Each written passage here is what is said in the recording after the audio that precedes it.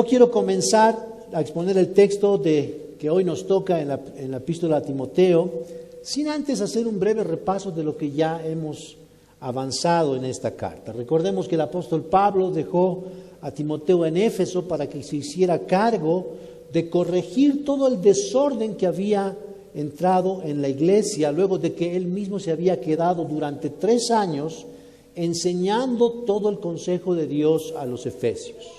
Pero cuando Pablo partió, los falsos maestros hicieron presa de la iglesia con falsas enseñanzas.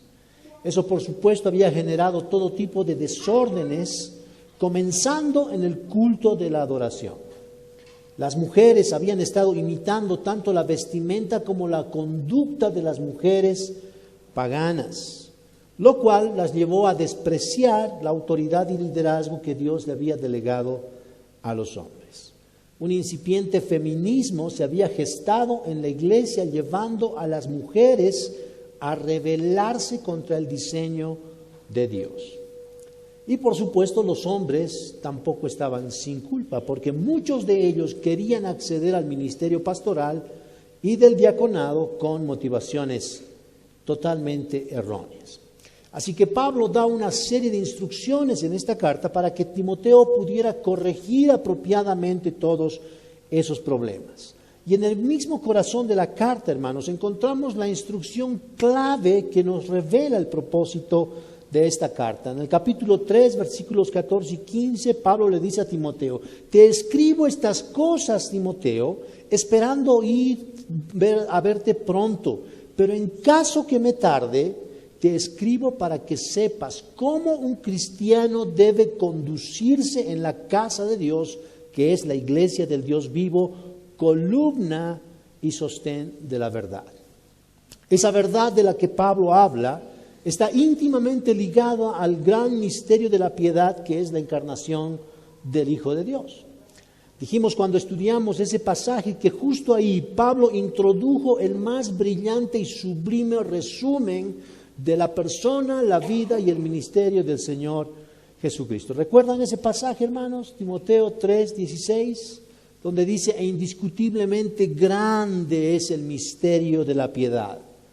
Él fue manifestado en carne, vindicado en el Espíritu, contemplado por los ángeles, proclamado entre las naciones, creído en el mundo y recibido arriba en gloria. Ese es el todo del Evangelio. Esa es la verdad que la iglesia debe defender, sostener y proclamar, en la esperanza que los pecadores sean salvos y los cristianos seamos santificados.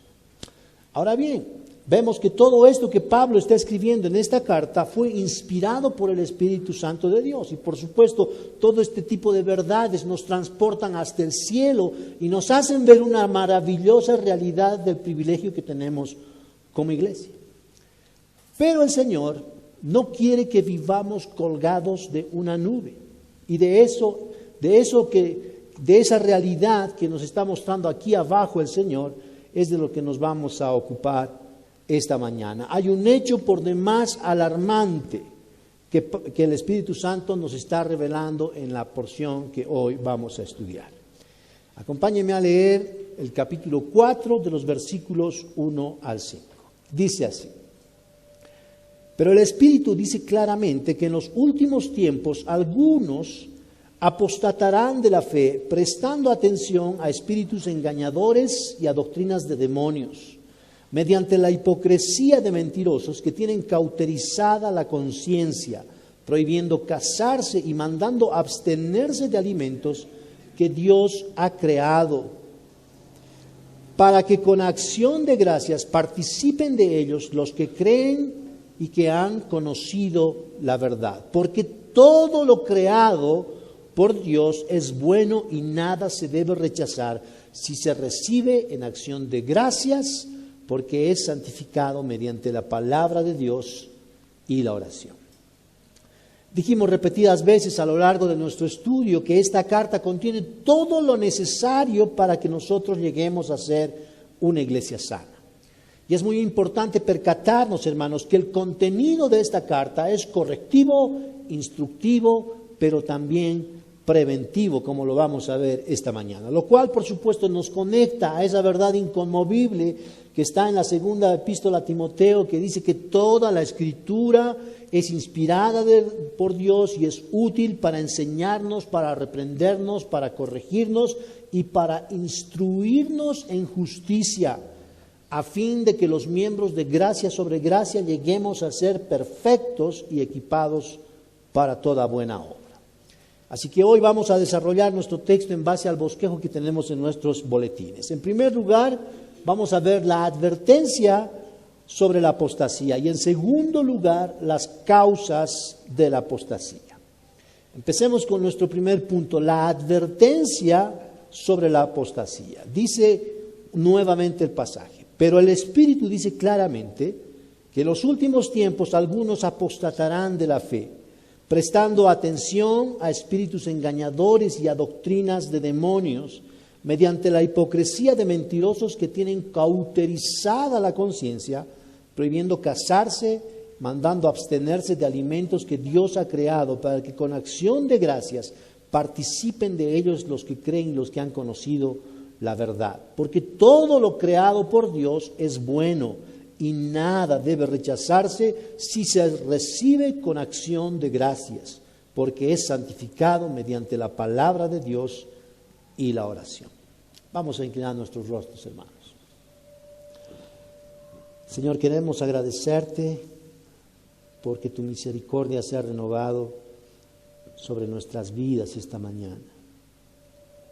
Y Señor, queremos rogarte que en base a tus promesas, Señor, esas promesas de salvación, redención y santificación que están en tu Evangelio, esta mañana tú nos santifiques con tu palabra, que limpies nuestro corazón, limpies nuestra mente, que Señor nos ayudes a entender y a estar atentos a semejante advertencia que tú has puesto en medio de esta epístola. Señor, ayúdanos a ver el propósito que tienes en todo esto. Y te pedimos que abras nuestros ojos a una realidad que es tan alarmante. Señor, no nos dejes muertos, no nos dejes entregados al pecado. Ten misericordia de nosotros. Aviva nuestros corazones, Señor, con el poder de tu palabra. Te rogamos esta mañana en el nombre del Señor Jesús. Amén. Bien, hermanos, cuando leemos la Escritura podemos ver que a lo largo de toda la Escritura encontramos muchísimas advertencias. De principio a fin, de tapa a tapa, a lo largo de todas las Escrituras, nuestro amoroso Dios ha puesto múltiples advertencias acerca del peligro de desviarse de sus caminos y sus mandamientos. Lo hizo con Adán y Eva apenas los puso en el paraíso. No coman del árbol de la ciencia del bien y del mal, porque el día que coman de él ciertamente morirán. Dios les advirtió. ¿Qué hicieron ellos? Por supuesto, hicieron caso omiso de esa tremenda advertencia. La pasaron por alto y ya sabemos el desastre universal en lo que todo terminó. Luego vemos en la historia que el Señor también le advirtió a Caín. Le dijo, el pecado está a la puerta, Caín, y él te desea, el pecado te codicia, dice la Biblia de las Américas. Pero tú todavía puedes dominarlo. Dios le advirtió a Caín, ¿y qué hizo él? Ignoró deliberadamente la advertencia de Dios. Y lo que vemos, hermanos, es que a partir de ese momento, esa es la experiencia que todos los seres humanos hemos tenido en este mundo. Absolutamente todos hemos nacido con este problema congénito. Ignoramos deliberadamente las advertencias de Dios y piensen, hermanos, que esas advertencias de Dios se encuentran con mucha claridad en los 10 mandamientos. Esos 10 mandamientos son tremendas advertencias contra la muerte y la apostasía. Cada uno de esos mandamientos son el resguardo de un Dios amoroso que quiere el bien de sus criaturas. No es en vano que Dios diga una y otra vez en esos mandamientos: no quiero que tengas otro Dios, no te hagas otro Dios ni una imagen para adorarla, no uses el nombre de Dios en vano, no trabajes el día del Señor, porque ese día lo he establecido para que adores al Señor tu Dios. No desobedezcas a tus padres para que no mueras y te vaya bien en la vida. No mates, no adulteres, no robes, no mientas y no codicies. Todo es no, no, no, no. Ahora, ¿qué es lo que pasa con nuestra naturaleza pecaminosa? Cada vez que escuchamos un no, hay algo dentro de nosotros que se activa a desear lo que justamente está prohibido. ¿Se dieron cuenta de eso, hermanos? La ley incentiva lo que hay, el problema que tenemos nosotros en nuestro corazón, y es justamente quebrantarla, desobedecer esa ley. Pero Dios nos ha puesto esa ley para que nos vaya bien, para que sepamos cómo debemos relacionarnos con Él y con nuestro prójimo. Y cada vez que desobedecemos esa ley, hay un precio que pagar, porque dice que la paga del pecado es muerte. Entonces, en base a estos mandamientos es que Dios nos da advertencias para que nosotros podamos vivir una vida espiritual vigorosa. Ahora, estos mandamientos, este mandamiento que Dios le dio a Abraham, noten cómo se amplía en los 10 mandamientos. Y el pasar por alto estas advertencias, hermanos, tiene exactamente la misma consecuencia: la muerte espiritual. Y por eso hay una lista interminable de suicidios espirituales en los registros de la historia bíblica. Y lo terrible de todo es que nuestra naturaleza hace que veamos a Dios como un enorme aguafiestas que a todo nos dice no. Tanta advertencia, qué Dios tan exagerado. Entonces lo que hacemos es ignorar esas advertencias, apoyándonos en nuestra propia sabiduría, descartando los mandamientos de Dios para hacer lo que a nosotros nos parece bueno hacer. Y por supuesto, ignorar esas advertencias siempre trae malas consecuencias en la vida. Es como esa historia de ese hombre que estaba yendo a toda velocidad en su auto de lujo descapotable a los Yungas, ahí por el camino antiguo. ¿Saben cómo se llama ese camino, cierto? El camino de la muerte. Él estaba yendo a toda velocidad y de repente se cruza en el camino unas personas y le gritan ¡cerdo! Y él mira y les llena de polvo con su auto a toda velocidad, y a la primera curva lo que hace es encontrarse con un enorme cerdo en medio del camino. Lo único que atina es torcer el volante y ¿saben dónde termina? En el fondo del barranco muerto. ¿Qué pasó con él? Él malinterpretó una advertencia. Pensó que era un insulto, pero era una advertencia. Y miren cómo terminó: en el fondo del barranco muerto. Ahora, hermanos, no es así como los pecadores tomamos los 10 mandamientos de Dios. Eso es algo muy común. Siempre que yo confronto a la gente con los 10 mandamientos, los confronto del pecado, puedo ver cómo sus rostros comienzan a desfigurarse porque se ofenden de tal manera que no creen que son tan perversos. La gente no se puede ver a sí misma todo lo perversa que es. Y esa es una de las funciones de la ley de Dios, porque la ley de Dios nos dice cuán deplorables pecadores somos todos nosotros. Ahora, cuando tú le confrontas a la gente de su pecado con la ley de Dios, ellos comienzan a fabricar toda una serie de argumentos para autojustificarse. ¿Notaron eso, hermanos? Un abogado interno se activa dentro de ellos y asumen una defensa que básicamente es ridícula. Y digo que es ridícula porque no existe absolutamente nada en el universo que pueda justificar a un pecador aparte de la justicia de Cristo. Entonces es como cuando tú sorprendes a tu hijo comiendo chocolate, tiene toda la cara con chocolate, la ropa con chocolate, y le dices: ¿qué estás comiendo, hijito? Nada, mamá, nada. ¿Cierto que es ridículo? Es tan evidente. Y la mentira está ahí a todas luces, pero él lo sigue negando. Así somos todos, hermanos. Así somos todos. Negamos nuestro pecado. Entonces, cuando nosotros ignoramos las advertencias de Dios que son tan evidentes, así como nuestra manera de negarlas, ignorarlas, el problema es que acarreamos sobre nosotros consecuencias extremadamente serias. Y hermanos, el Señor nos ha dejado tantas advertencias en su palabra porque Él sabe que nuestro corazón está inclinado totalmente al mal. Y la Escritura es tan realista que nos hace ver muy claramente que en la misma iglesia, el lugar donde nos reunimos para adorar a Dios y para encontrar la salvación, vamos a encontrar este gravísimo problema que se llama apostasía.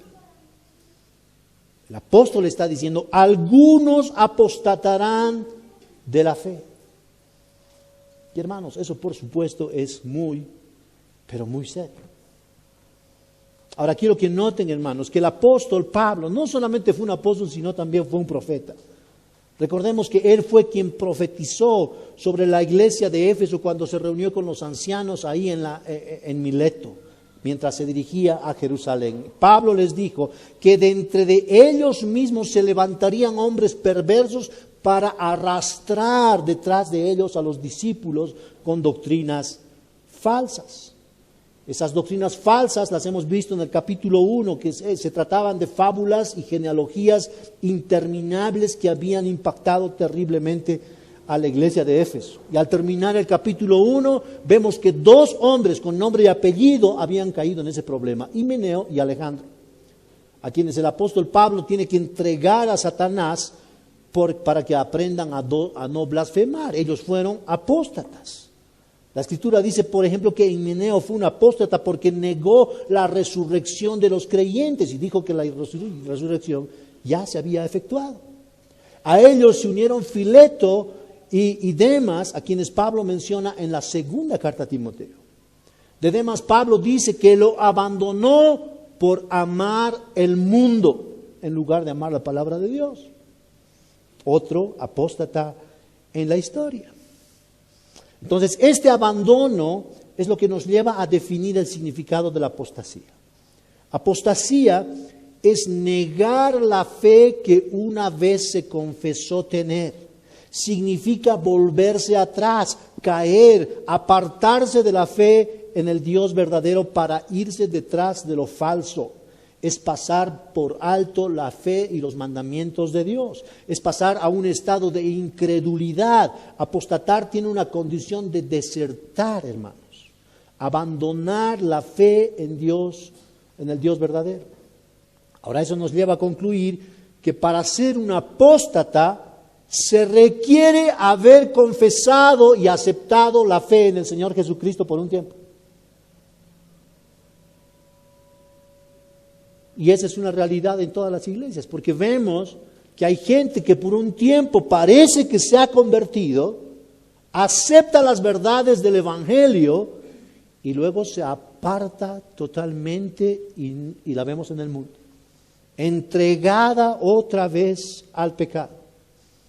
Fíjense lo que pasó con Himeneo, Fileto, Alejandro. Estos hombres caminaron con Pablo por unos años. Él los discipuló en persona, hermanos. Ellos parecían creyentes fieles y firmes, estaban en el camino de Dios, pero de repente, sin previo aviso, se salieron de ese camino.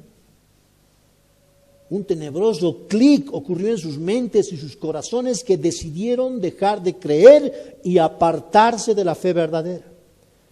Ahora, esto es algo que nosotros, hermanos, necesitamos meditar mucho, porque la advertencia que Pablo está haciendo en este pasaje es para los que estamos en la iglesia.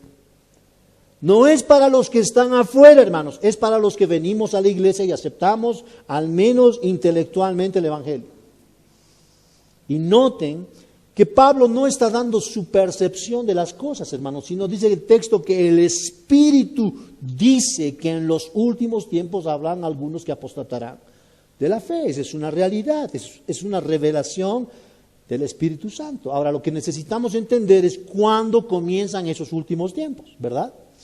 Esta pregunta nos lleva a nuestro segundo inciso, que es el tiempo de la apostasía. Para empezar, no debemos pensar que los últimos tiempos son en el futuro, hermanos. Muchos tenemos la idea que los últimos tiempos recién están por inaugurarse, cuando el hombre de pecado se manifieste, y no es así. Entonces necesitamos hacer un breve recorrido del Nuevo Testamento cronológico y veamos cuándo comenzaron estos últimos tiempos. El apóstol Pedro dice en el capítulo 1, en su primera carta: sabiendo que fuisteis rescatados de vuestra vana manera de vivir, la cual recibisteis de vuestros padres, no con cosas corruptibles como oro o plata, sino con la sangre preciosa de Cristo, como de un cordero sin mancha y sin contaminación, ya destinado desde antes de la fundación del mundo, pero manifestado ahora en los postreros tiempos por amor a vosotros. ¿Ven lo que dice Pedro? Ahora son los últimos tiempos, en su tiempo. En la misma dirección, vemos que el apóstol Pedro predicó en el Pentecostés. ¿Recuerdan ese sermón donde muchos se convirtieron en pleno Pentecostés? Dice Pedro: esto es lo que fue dicho por medio del profeta Joel. Sucederá en los últimos días, dice Dios, que derramaré mi espíritu sobre toda carne, y vuestros hijos y vuestras hijas profetizarán, vuestros jóvenes verán visiones y vuestros ancianos soñarán sueños. ¿Ven eso? En el mismo momento en que la iglesia se estaba inaugurando, hermanos, el apóstol Pedro dice que ya eran los últimos tiempos. Ahora, esos últimos tiempos fueron profetizados por el profeta Joel 835 años antes que eso ocurriera. En la misma dirección, el autor de Hebreos dice que Dios, habiendo hablado a los padres por los profetas, en estos postreros días nos ha hablado por el Hijo. Noten que para el escritor de Hebreos también los últimos tiempos habían comenzado con la revelación de Dios por medio de su Hijo, y todo lo que Dios nos quería comunicar, Dios nos lo ha comunicado por medio de su Hijo Jesucristo. Una cita más, el apóstol Juan dice en su primera carta: hijitos, ya es el último tiempo, y según vosotros oísteis que el anticristo viene, ahora así han surgido muchos anticristos.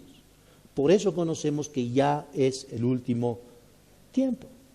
Entonces, fíjense, hermanos, que los últimos tiempos ya comenzaron en los tiempos de Jesús y sus apóstoles. Y en esos tiempos la apostasía ya estaba vigente. Ahora, no solamente en los compañeros de Pablo que hemos visto hace unos minutos, sino con el mismo apóstol Judas. ¿Se dieron cuenta de eso? Judas fue oficialmente el primer apóstata del Nuevo Testamento. Él decía creer en el Mesías, pero en realidad no creía. Su corazón era dominado por la codicia. Ahora, hermanos, vemos que este problema de la apostasía es del Nuevo Testamento y es antiguo para nosotros, ¿cierto? Pero no se sorprendan si les muestro esta mañana que es mucho más antiguo que el Nuevo Testamento. Nos remonta básicamente al principio, al libro de Génesis.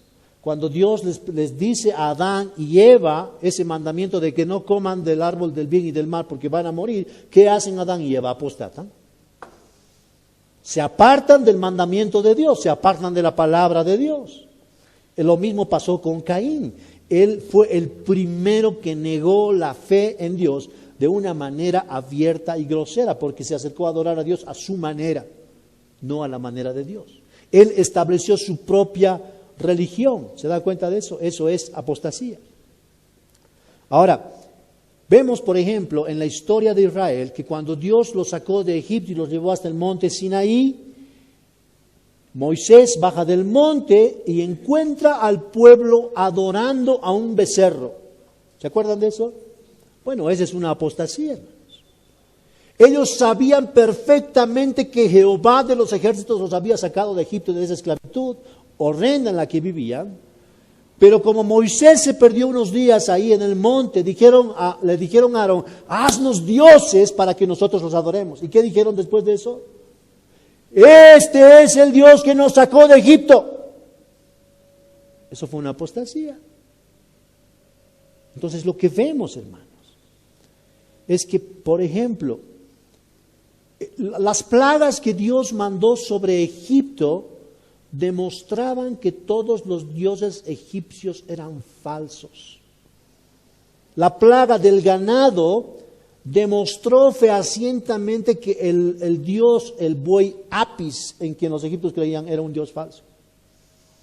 Y los israelitas lo sabían. Ahora, ¿cómo apostatan de la fe? Diciendo que el dios Apis era el dios que los había sacado de Egipto. Ahora, eso sí que es una estupidez monumental, ¿cierto?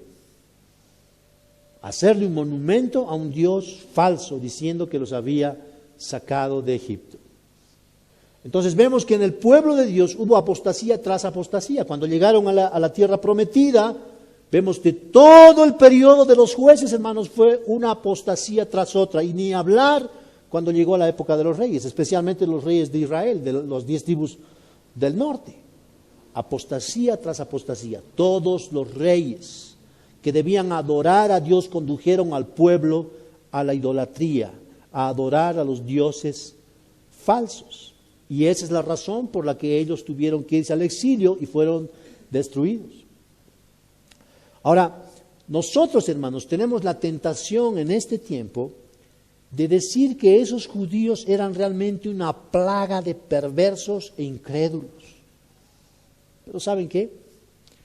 Si examináramos nuestra vida honestamente a la luz de la ley de Dios, que por cierto muchos no conocen los 10 mandamientos, entonces no saben que tienen pecado, pero si nos examináramos a la luz de esos mandamientos, podríamos ver, hermanos, que nosotros no somos mejor que ellos. Porque piensen en esto, hermanos. Esos hebreos no tenían todo lo que nosotros tenemos hoy. Si bien ellos vieron todas las grandes maravillas de Dios, el brazo poderoso de Dios para sacarlos de Egipto, ellos no tenían toda la revelación de Dios que nosotros tenemos hoy, que se llama Biblia. Nosotros podemos ver lo que ellos jamás siquiera pudieron imaginarse. Hermanos, nosotros no solo podemos ver el panorama completo de la historia de la salvación, sino que podemos hacer un zoom en cada momento específico cuando vamos estudiando la Biblia. Ellos no tuvieron el maravilloso testimonio de los 4 evangelios diciéndonos quién es Jesús y a qué ha venido a este mundo. Ellos no pudieron leer la historia del libro de los Hechos que nos relata cómo Dios se manifestó a todas las naciones para salvar a los pecadores de una manera abierta. Ellos no pudieron leer las epístolas que nosotros podemos leer explicándonos con lujo de detalles el evangelio. Hermanos, ellos jamás pudieron leer el Apocalipsis como la revelación final de Jesucristo en toda su gloria. Y eso es algo que nosotros tenemos. Esos privilegios, hermanos, son infinitamente mayores de los que ellos tuvieron. Nosotros estamos bajo un mejor pacto, un mejor y nuevo pacto que ellos no conocían. Y el conocimiento que Dios nos ha dado de Él es infinitamente superior al que ellos tuvieron. Entonces abran sus oídos, hermanos, porque esto es grave. Cuando nosotros pecamos de la misma manera que ellos pecaron, ¿saben con dónde nos coloca? En una posición que es absolutamente peor que la de ellos.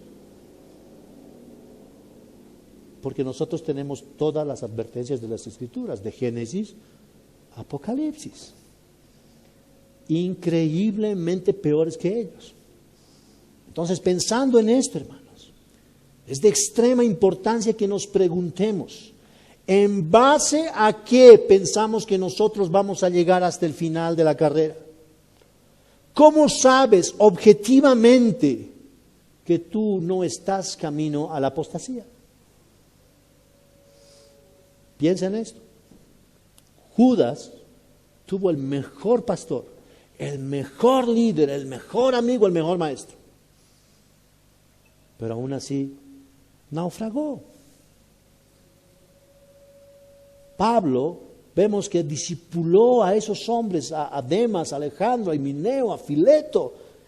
Si pudiéramos decir de ellos, tuvieron el mejor pastor humano, el mejor maestro, el mejor discipulador, y terminaron naufragando de la fe. ¿Y qué te permite a ti pensar que vas a llegar al final? O más propiamente, ¿qué te permite creer que estás en el camino que te va a llevar al final? ¿En qué te apoyas? Entonces mira esto. Estamos hablando de las causas de la apostasía.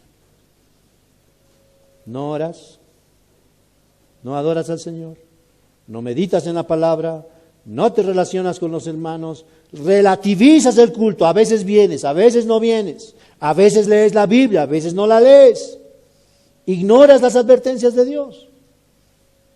¿En qué camino crees que estás? Miren lo que pasó con estos hombres que discipuló Pablo. Ellos parecían tan firmes, pero empezaron a vivir unas vidas que no condecían con los mandamientos que el Evangelio nos trae. Vivían de una manera, pero decían creer de otra. Sus vidas no reflejaban una verdadera piedad. Ellos empezaron a relativizar todos los mandamientos de Dios. Entonces piensa en esto, hermano. Vienes a la iglesia y no vienes con hambre y con desesperación de escuchar lo que Dios tiene para tu vida, para limpiar tu corazón. ¿En qué camino estás? Pasas por alto las advertencias de Dios, no quieres enterarte quién es Él, cómo es Él y qué quiere para tu vida. ¿En qué camino estás? Hermano, hermana, no subestimes las advertencias de Dios en su palabra. Hay tantas advertencias porque el camino que lleva a la vida eterna es extremadamente estrecho. Y un camino tan estrecho necesita muchas advertencias para no caer en el barranco. Ahora miren esto. Vemos en el Antiguo Testamento que la ley trae muchísimas advertencias y amenazas. Pero ¿saben qué vemos en el Nuevo Testamento? Que esas advertencias y amenazas se multiplican, hermanos. Se multiplican. Y por esa razón el libro de Hebreos repite a lo largo de todo el libro cuántas advertencias. Una de las cuales dice en el capítulo 10, porque si continuamos pecando deliberadamente después de haber recibido el conocimiento de la verdad, ya no queda más sacrificio por nuestros pecados, sino ciertamente una horrenda expectación de juicio y la furia de un fuego que ha de consumir a los adversarios. Cualquiera que viola la ley de Moisés, escuchen esto, hermanos, los 10 mandamientos, muere sin misericordia por el testimonio de 2 o 3 testigos. ¿Cuánto mayor castigo pensáis que merecerá el que ha hollado bajo sus pies al mismo Hijo de Dios y ha tenido por inmunda la sangre del pacto por la cual fue santificado y ha ultrajado al Espíritu Santo de la gracia? Pues conocemos al que dijo: mía es la venganza, yo pagaré. El Señor juzgará a su pueblo. Horrenda cosa es caer en manos del Dios vivo. Hermanos, esto es el Nuevo Testamento. Es la era del Evangelio de la gracia y está diciéndonos: horrenda cosa es caer en manos del Dios vivo. Ahora, esa es la razón por la que debemos tomar muy en serio las advertencias del Evangelio. Y necesitamos entender las causas de la apostasía. Dice nuestro texto, pero el Espíritu dice claramente que en los últimos tiempos algunos apostatarán de la fe, prestando atención a espíritus engañadores y a doctrinas de demonios, mediante la hipocresía de mentirosos que tienen cauterizada la conciencia, prohibiendo casarse y mandando abstenerse de alimentos que Dios ha creado, para que con acción de gracias participen de ellos los que creen y los que han conocido la verdad. Porque todo lo creado por Dios es bueno y nada se debe rechazar si se recibe con acción de gracias, porque es santificado mediante la oración. Hermanos, todo lo que hemos visto en nuestro primer punto es producto de la entrada del pecado en la humanidad. Ahora, ¿saben qué es lo maravilloso de la Escritura? Que la Escritura no solamente nos muestra nuestro gravísimo problema sino que nos dice cómo entra en nuestras vidas y cuál es la solución para sacarlo de nuestras vidas. Eso es increíble, es parte del Evangelio. Ahora, hay básicamente dos causas de la apostasía. En primer lugar, prestar atención al engaño y luego enfocarse en construir una religión externa, como lo vamos a ver en los dos incisos de este segundo punto. Prestar atención al engaño. Dice el versículo 1, algunos apostatarán de la fe, prestando atención a espíritus engañadores y a doctrinas de demonios. Y hermanos, esto es increíble cómo nos remite nuevamente al Génesis. Cuando el diablo vino y se le presentó a Eva con la primera tentación, la primera mentira engañosa de este espíritu engañador, le dijo que si comía de ese árbol sería como Dios. ¿Qué implica eso?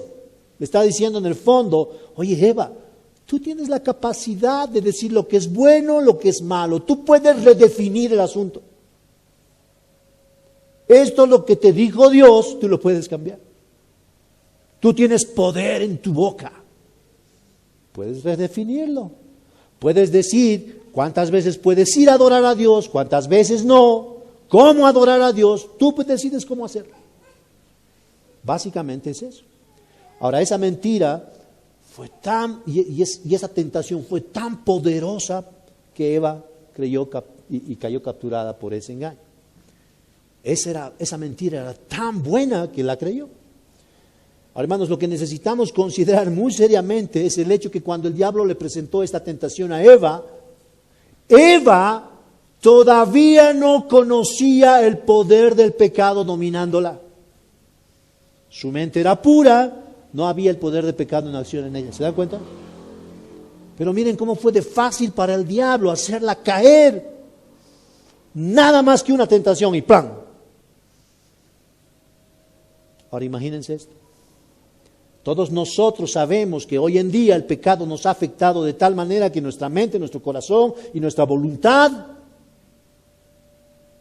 están sumamente afectadas por el pecado, ¿verdad? Entonces piensen cuánto más fácil es para el diablo engañarnos. ¿Pueden ver eso? Si a una persona que no tenía pecado la hizo caer tan fácilmente, hermanos. ¡Wow! Ahora, hermanos, estamos hablando entre cristianos que decimos tener el Espíritu Santo y la palabra de Dios guiándonos a la verdad. Pero quiero que vean también cuánto más grave es para los que no tienen la palabra en su vida, guiándolas todos los días, los que no tienen el Espíritu Santo guiándoles a la verdad todos los días. La gente que no ha nacido de nuevo, hermanos, vive bajo el gobierno del diablo, vive bajo el gobierno de su pecado. Entonces, ¿se imaginan?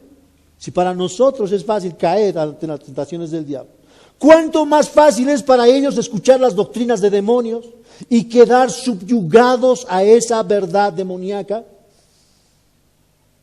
¿Cuánto más fácil? Ellos viven cautivos de las mentiras del diablo. Esa es la razón por la que el apóstol Pablo en 2 de Corintios dice que el Dios de este mundo ha cegado el entendimiento de los incrédulos para que la luz de la gloria de Cristo no resplandezca sobre ellos. Esa es la razón por la que muchos creen. Esa es la razón por la que tú no tienes hambre de la palabra, porque no tienes necesidad de orar, porque puedes relativizar todas las cosas de los mandamientos de Dios. Entonces vienes cuando vienes y cuando no vienes, no vienes. Tú defines lo que es bueno y lo que es malo. ¿Qué hiciste? Creerle la mentira a Satanás de que tú puedes definir lo que es bueno y lo que es malo. Ahora el punto de esto, hermanos, es que si fuera por el diablo, los hombres jamás saldrían de esa ceguera espiritual en la que se ven atrapados y no tienen la posibilidad de salir por sus propios medios. Y saben que no solo que no pueden, sino que tampoco quieren. No quieren y tampoco pueden. Ahora eso ciertamente es catastrófico. Ahora, si no fuera por la gran misericordia de Dios que desplegó un plan de redención para rescatar a los cautivos del diablo y a los cautivos del pecado, jamás hombre alguno podría conocer al gran Salvador que el Padre envió a este mundo, porque de tal manera amó Dios al mundo que envió a su Hijo unigénito para que todo aquel que en Él crea tenga vida eterna y no se pierda. El mismo Pablo había estado en esa condición de tener cegado su entendimiento por el Dios de este mundo. Y acuérdense que él era un hombre religioso. Pero Pablo no podía ni quería buscar al Dios verdadero, hermanos. Él se había fabricado su propio Dios. Adoraba a un Dios que se había fabricado a su propia imagen y semejanza. Pero cuando Dios lo encontró, eso cambió radicalmente en su vida. Cuando el Señor Jesús se le presentó en el camino con un resplandor que lo cegó, él cayó del caballo en ese polvoriento camino a Damasco. Y cuando lo salvó, hermanos, no solo lo salvó para liberarlo del poder de Satanás y del poder del pecado, sino que lo salvó para que él sea un instrumento útil en su reino. ¿Verán eso? Dios no salva pecadores para que sigan viviendo su vida como les da la gana. Cuando Dios salva a alguien, lo redime de todo y lo pone en su servicio, en su reino, en su iglesia. Pablo estaba bajo el poder del pecado, sin esperanza y sin Dios en el mundo. Pero Dios lo salvó para que fuera útil en su reino. Escuchen lo que dice Pablo en su testimonio cuando estaba hablándole a Festo y Agripa. Él dice que la razón por la que el Señor lo constituyó como apóstol fue para que él abriera los ojos de los gentiles mediante la predicación de la luz del Evangelio de Cristo, para que ellos se vuelvan de la oscuridad a la luz y del dominio de Satanás al dominio de Dios, para que reciban por la fe en Cristo el perdón de pecados y herencia entre los que han sido santificados. Ahora, hermanos, eso es increíblemente maravilloso, porque esta es la solución a nuestro gravísimo problema. ¿Se dan cuenta de eso? Vemos cómo el Evangelio nos plantea el problema, nos dice cómo Él entra a nuestra vida, pero ahora nos está dando la solución, hermanos. Entonces Dios no nos da el diagnóstico de decir que estamos con un cáncer terminal, sino que nos da el antídoto para curarnos de ese cáncer terminal. Ahora, la única manera en que eso puede cambiar nuestra muerte espiritual, nuestra apostasía, nuestro desinterés por Dios y por sus mandamientos, es que Él haga un verdadero milagro en nuestros corazones, abra nuestros ojos y así podamos contemplar la gloria de Cristo en el Evangelio. Ahora, el resultado que siempre produce prestar atención a las doctrinas de demonios, siempre, pero siempre tiene que ver con la religión. Fíjense que el común denominador de las religiones falsas es que todas absolutamente son externas, todas se enfocan en las obras humanas. Hermanos, no necesitamos ilustrar este hecho con ningún otro ejemplo que con el mismo Pablo. Ya sabemos que Pablo era un fariseo de fariseos, ¿cierto? ¿Cuál era la característica de la secta farisea que era proveniente del judaísmo? Que era una religión externa. Y eso es lo que vamos a ver en el inciso B. Una religión externa, dice el versículo 2 y 3, mediante la hipocresía de mentirosos que tienen cauterizada la conciencia, prohibiendo casarse, mandando abstenerse de alimentos que Dios ha creado.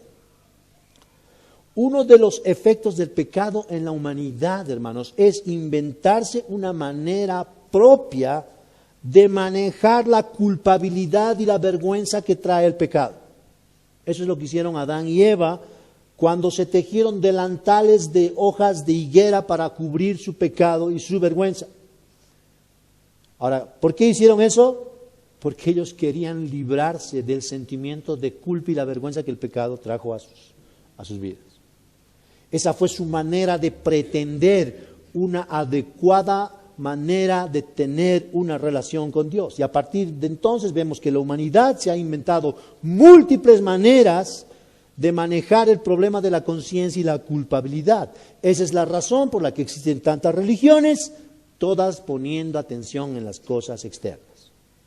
El hombre siempre tiene que lidiar con el problema de la culpabilidad y la vergüenza. Y escuchen bien esto, hermanos. Las religiones, la psicología, la política, la educación, el ateísmo, el agnosticismo, etcétera, etcétera, todas son diversas expresiones de ese manejo.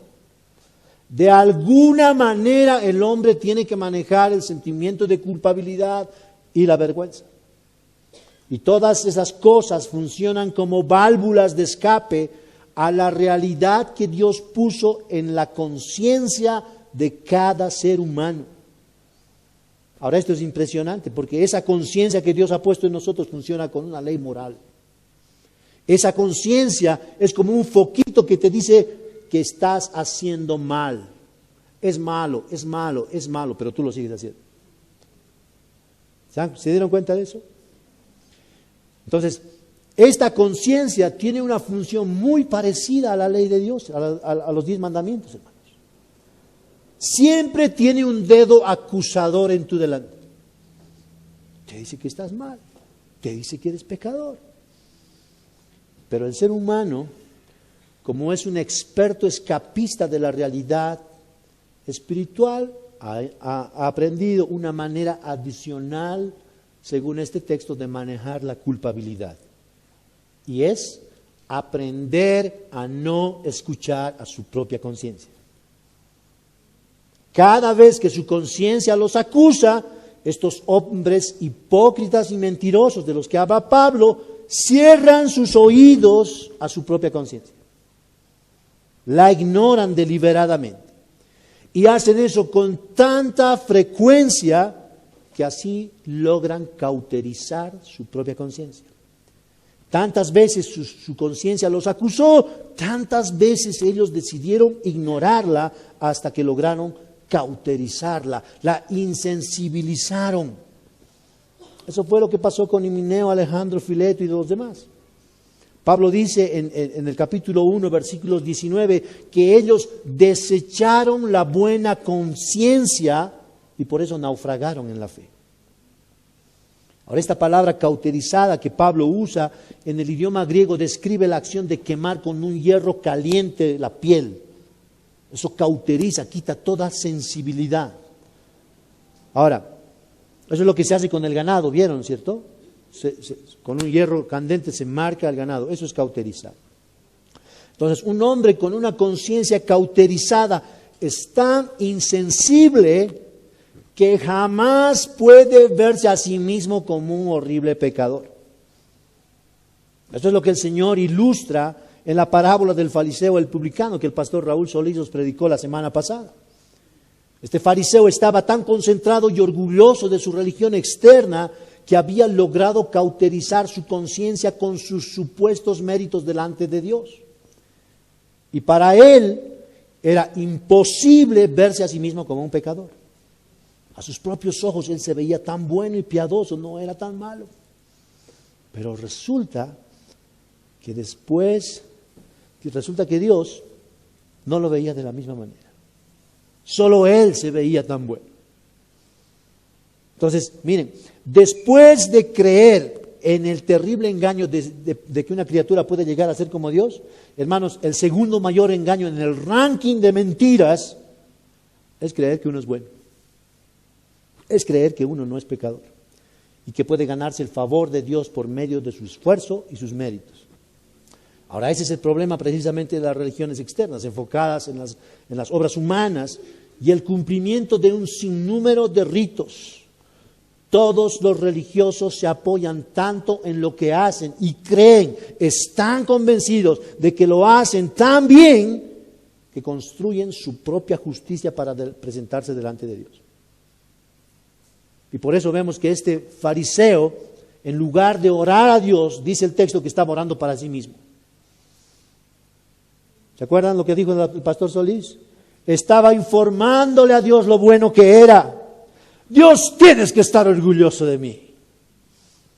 Yo diezmo, yo ofrendo, yo ayuno. Orgulloso de lo que él hacía. Ahora, lo triste de todo esto, hermanos, es que solamente él se veía así. ¿Pueden ver eso? Ese efecto del pecado tan tenebroso en el corazón humano. No pensar que eres tan malo. ¡Wow! ¡Wow! Ahora el Señor les dice a estos que se creían buenos, ¿saben qué? Ustedes son unos hipócritas. Ustedes son unos sepulcros blanqueados. Por fuera se ven bien, blanquitos, pero por dentro tienen huesos de muertos, están apestando, tienen podredumbre. Entonces miren esto, hermanos, la religión falsa, la religión externa produce una falsa seguridad de conocer a Dios y de estar en el camino correcto. Ahora, cuando los hombres están con esa conciencia tan cauterizada, los demonios los convierten en eficientes vehículos para introducir en la iglesia todo tipo de doctrinas perversas. Es así como se introdujo esta prohibición de casarse, que como muchos saben es una doctrina cardinal dentro de la Iglesia Católica, la doctrina del celibato. ¿Qué dice el Espíritu Santo de esta doctrina? Que es una doctrina de demonios. Ahora, hermanos, desde el Papa, pasando por los cardenales y todos los curitas, piensan que conocen a Dios, ¿cierto? ¿Ven eso? ¿Ven qué terrible es ese engaño, hermanos? Piensan que conocen a Dios, piensan que sirven a Dios, pero están entregados escuchando a doctrinas de demonios. Ahora, sería muy fácil decir, estos católicos son así. Pero hermanos, nuestra realidad en la iglesia evangélica no es muy distinta. No es muy distinta. ¿Por qué? Dice el texto que estos hombres también mandarán abstenerse de alimentos. Esa es otra vieja herejía con la que tuvo que luchar la iglesia, que se llama ascetismo. Una de las formas del ascetismo es la renuncia de las necesidades físicas para lograr una perfección espiritual. Voy a ser espiritual siempre y cuando yo me niegue a las cosas de este mundo. Ahora, esa idea se deriva de que todo lo material es malo y que todo lo espiritual es bueno. Ahora, ¿saben qué? Eso no es cristianismo. Esa es una idea que proviene de Platón. Platón introdujo esa idea, lo material es malo, lo espiritual es bueno. Esas ideas de Platón encontraron un caldo de cultivo en lo que se llamó el gnosticismo. Y esa fue una herejía con la que la iglesia tuvo que tener durísimas batallas en el Nuevo Testamento. Según este sistema, el Dios del Antiguo Testamento, que era Jehová, Él creó en realidad todas las cosas de este mundo y eran malas. Y por eso le llamaban el demiurgo. Ese Dios es malo, decían, el Dios que mata. Pero el Dios del Nuevo Testamento, este Jesús, Él es bueno, Él ha creado las cosas espirituales y por eso nosotros vamos a abstenernos de alimentos para ser más espirituales. Ahora, ¿saben cómo perdura eso en la iglesia evangélica en estos tiempos, hermanos? Muchos cristianos ayunan para ser más espirituales. ¿Vieron eso? Eso es tan típico. Creen que por el ayuno son más espirituales. Y enseñan que el ayuno del Señor de 40 días fue lo que le dio el poder para vencer a Satanás. A veces es una herejía porque no tiene nada que ver con el Evangelio. El problema de todo esto que Pablo está denunciando aquí es que es antibíblico.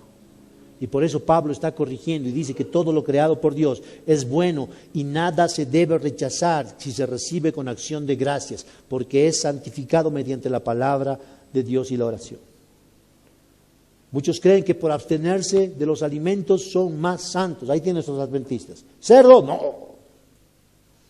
Creen que son mejores, absteniéndose de un alimento. Ahora, una de las cosas más hermosas del Evangelio, hermanos, es que la redención que vino a traer el Señor Jesucristo para el ser humano es integral.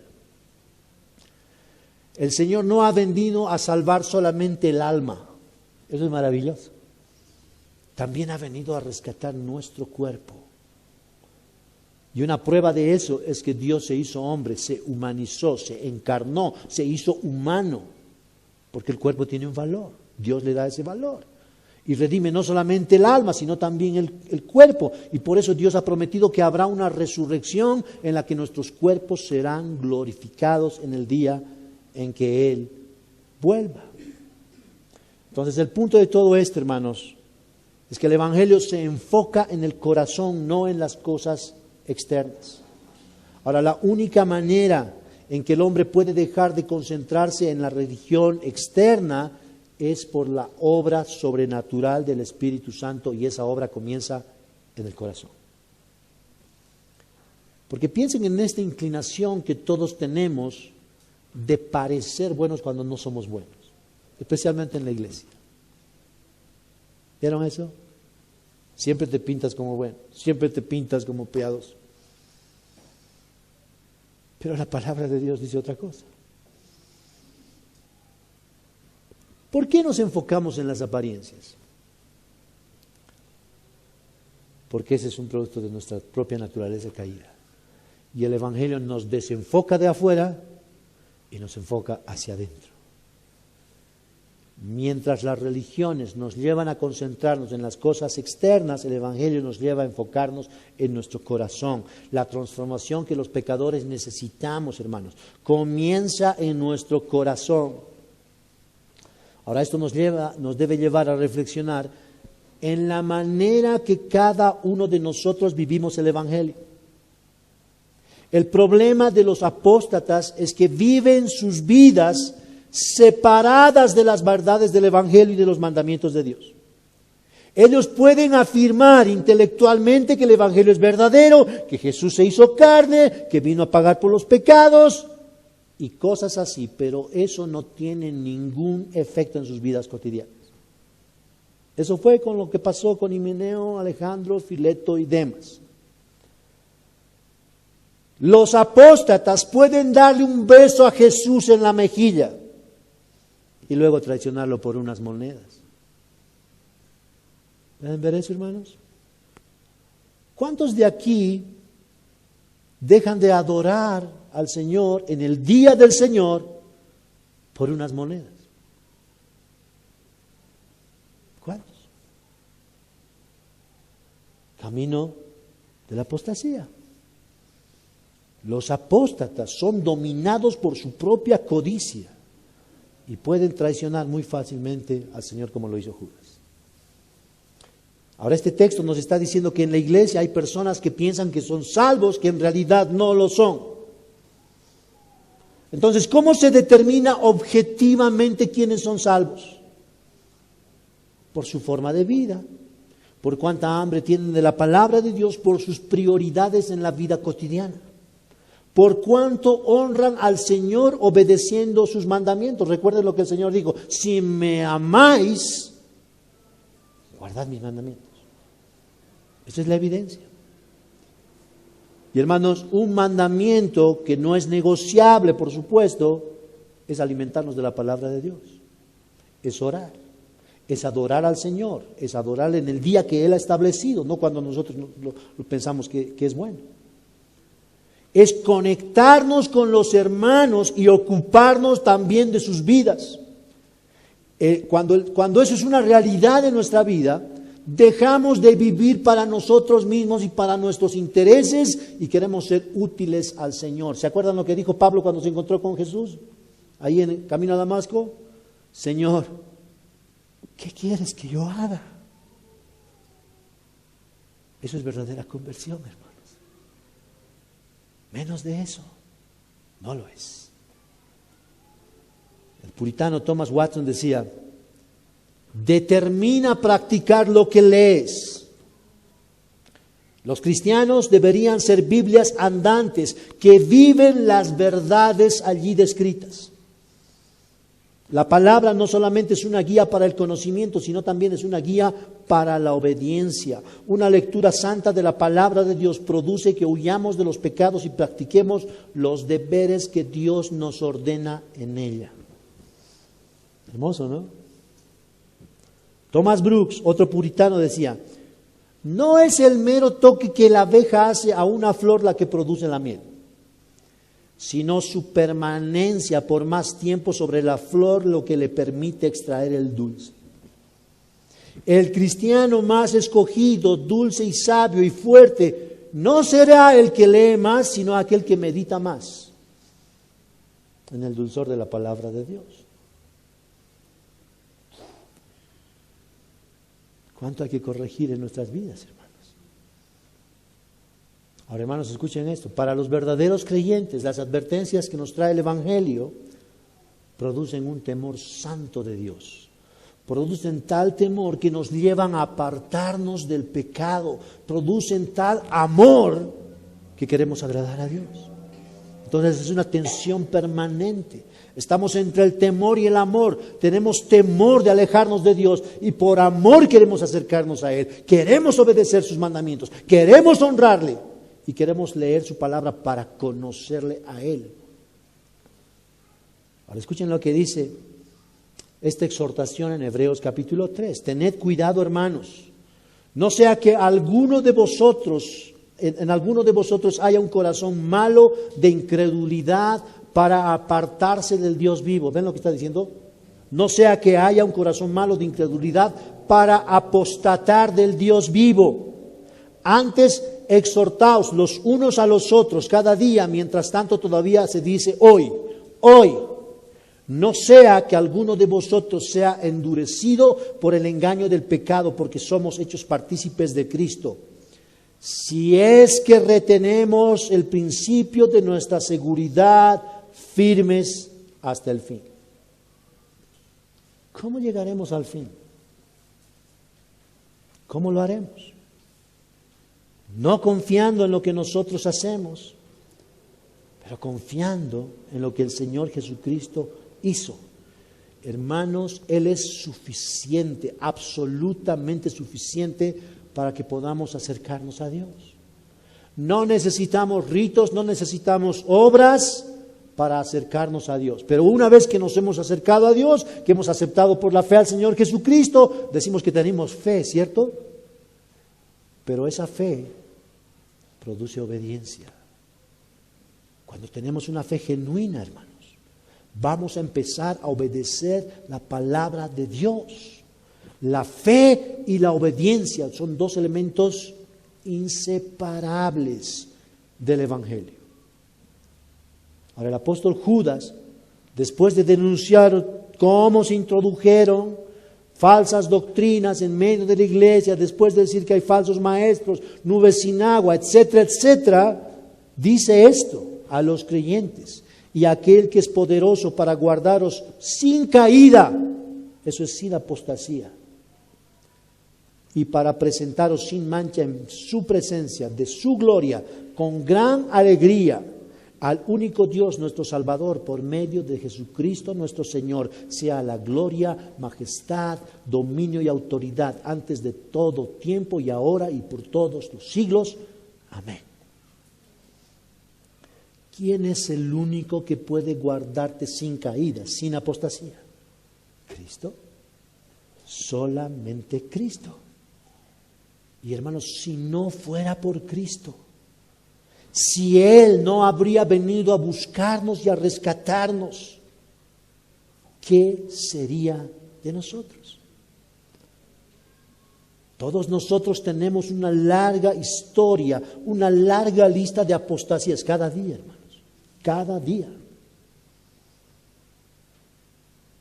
Mereceríamos estar en el infierno. Pero encontramos que este Dios, una y otra vez, cada domingo, nos trae su evangelio, nos abre sus brazos para perdonarnos, siempre y cuando nos acerquemos a Él confesándole nuestros pecados, limpiándonos de toda nuestra maldad, solo por su gracia. Y esta es una cosa importante que considerar, hermanos. El hecho de que estés aquí es por la gracia de Dios. Es porque Dios te está buscando, no es porque tú lo estás buscando a Él. Por eso el apóstol Juan dice: amamos a Dios porque Él nos amó primero. Esta es una realidad espiritual. Vamos a orar.